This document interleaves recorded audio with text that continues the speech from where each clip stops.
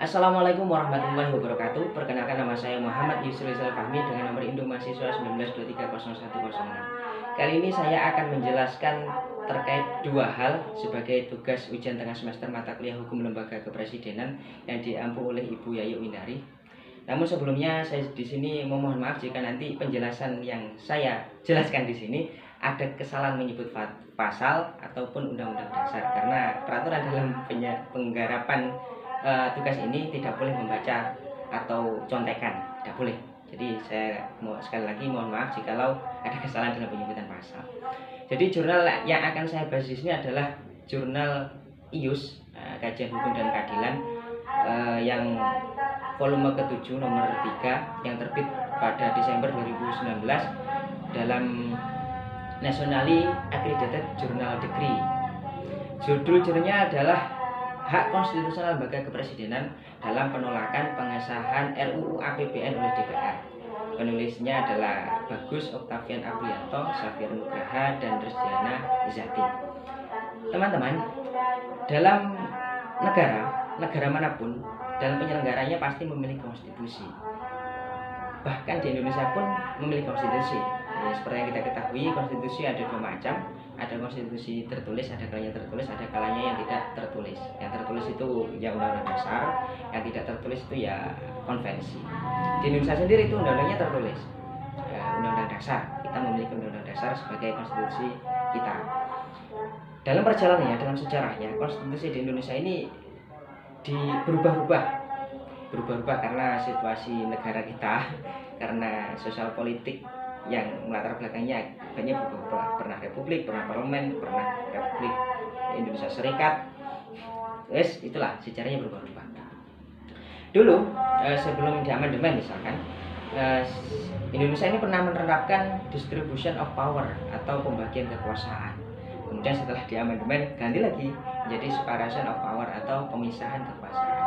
Implikasi dan sekarang ini separation of power, pemisahan kekuasaan, yudikatif, eksekutif, legislatif ini dipisah kekuasaannya, memiliki kewenangan, hak, kewajibannya masing-masing. Implikasi dari ini apa? Ya, Indonesia mau tidak mau harus menerapkan sistem check and balance dalam tiga atau pemisahan kekuasaan ini agar saling mengawasi. Jadi eksekutif, legislatif, dan yudikatif dalam menyelenggarakan negara ini saling mengawasi, saling bantu-membantu lah, enaknya ngomong seperti itu. Salah satu contohnya adalah ini teman-teman, dalam pasal 23 Undang-Undang Dasar Negara Republik Indonesia tahun 1945 menyebutkan bahwasanya presiden atau hanyalah presiden yang memiliki wewenang untuk menganggarkan APBN, hanya presiden. Namun dalam penganggarannya ini tetap memerlukan persetujuan DPR, karena dalam pasal 20A Undang-Undang Dasar Negara Republik Indonesia tahun 1945 menyebutkan DPR ini memiliki fungsi anggaran, fungsi budgeting. Jadi anggaran yang sudah ditetapkan oleh presiden tadi dalam mau melakukan belanja, pembangunan dan lain sebagainya itu harus disetujui oleh DPR. Jadi ini saling berkaitan karena check and balance tadi.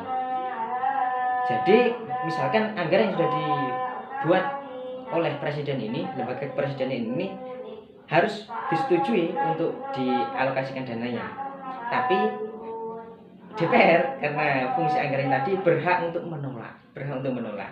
Dan kalau misalkan anggaran sudah dibentuk oleh presiden nanti ini ditolak, maka anggaran APBN ini menggunakan anggaran tahun yang lalu. Padahal kita sudah tahu teman-teman, setiap zaman, setiap waktu, setiap tahun lah, setiap generasi, permasalahan, kebutuhan atau hal-hal yang terjadi di suatu negara itu macam-macam, berubah-ubah. Jika pada tahun sebelumnya ini tidak terlalu banyak masalah, dan tahun sekarang misalkan mau kita buatkan anggaran dan keadaannya saat ini misalkan COVID, tentunya APBN ini diperlukan berbeda lah dengan tahun sebelumnya.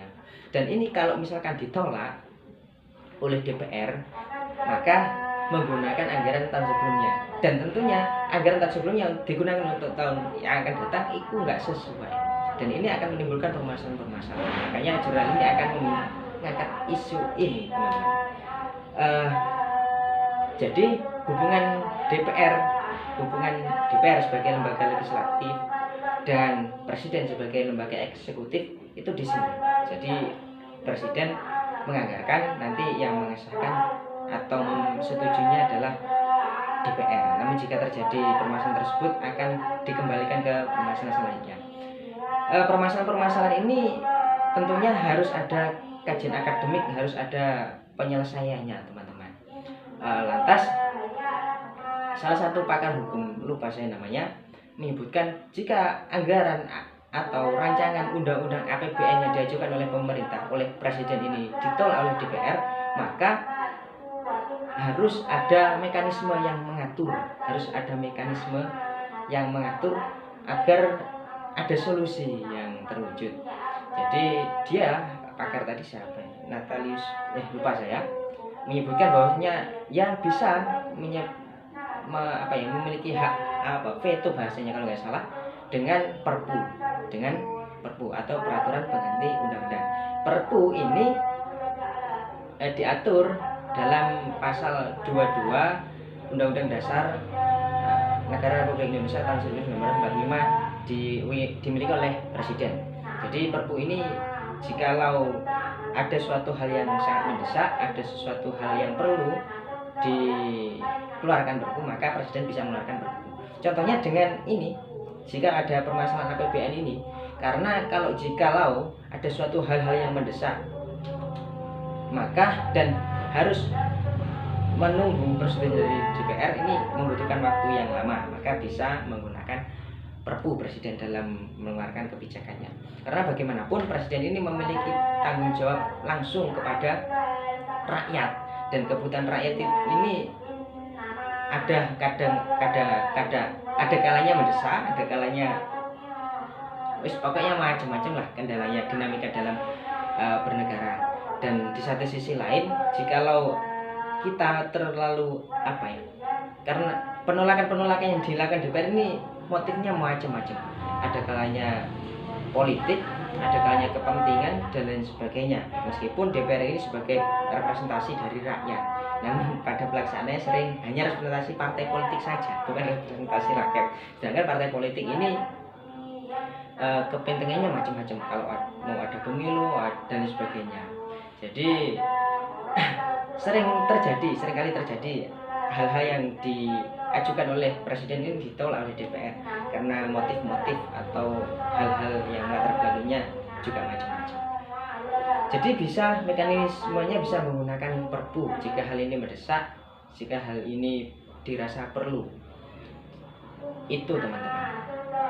Jadi dan jurnal ini menyebutkan separation of power ini harus berimplikasi untuk check and balance agar nanti para lembaga negara ini tidak masuk dalam koridor abuse of power atau penyalahgunaan wewenang, penyalahgunaan kekuasaan. Dan mekanisme yang ada dalam yang terjadi dalam penolakan RUU APBN dari presiden oleh DPR ini, mekanismenya seperti itu. Tentunya lebih rigidnya nanti silakan baca sendiri jurnalnya. Kurang lebihnya singkatnya seperti itu, teman-teman. Jadi mekanismenya seperti itu. Mungkin nanti harus ada mekanisme yang lebih jelas, yang lebih diberi kekuasaan kepada presiden terkait APBN, karena yang langsung bersentuhan dengan rakyat itu presiden dalam koridor ini, tanggung jawab kesejahteraan rakyat. Mungkin perlu dibuat mekanisme yang lebih simpel dan lebih diberi wewenang kepada presiden dalam penganggaran ini, dan mekanisme dalam persetujuan DPR dan sebagainya mungkin diatur sedemikian rupa yang lebih baik. Kemudian ruang lingkup lembaga kepresidenan, seperti yang telah kita ketahui bersama bahwasanya lembaga kepresidenan adalah lembaga yang ada dalam sistem negara presidensil, dan Indonesia ini merupakan negara presidensil. Dan lembaga-lembaga yang ada di dalam lembaga kepresidenan ini adalah presiden dan wakil presiden. Presiden dan wakil presiden ini dipilih langsung oleh rakyat melalui KPU, melalui pemilu. dalam hajatan, dalam pemilu 5 tahunan sekali ini sudah diatur oleh undang-undang. 5 tahunan sekali kita, seluruh rakyat Indonesia yang sudah memenuhi syarat berhak memilih presiden kita siapa yang akan memimpin negara kita 5 tahun ke depan, wakil presidennya siapa. Jadi presiden dan wakil presiden ini dua hal yang masuk dalam lembaga kepresidenan, dipilih 5 tahunan, dan ini ada dalam sistem negara presidensil republik seperti negara di Indonesia ini. Mungkin cukup sekian tugas UTS dari saya, kurang lebihnya mohon maaf. Wassalamualaikum warahmatullahi wabarakatuh.